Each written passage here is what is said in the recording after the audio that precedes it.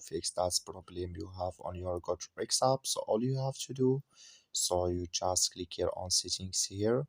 So then when you click on settings, it's going to take you to this list here. So you just waiting to open with you like this. Then all you have to do, you just go down here.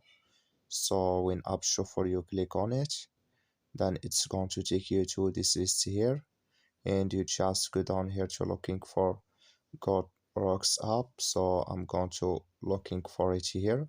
So can you search for it too? You click here on GoodRx. So then it's going to take you to this list here. Then you click here on first stop. So then you click here on OK. So when you just click on stop, you click on OK here. Then you go down, you click here on storage.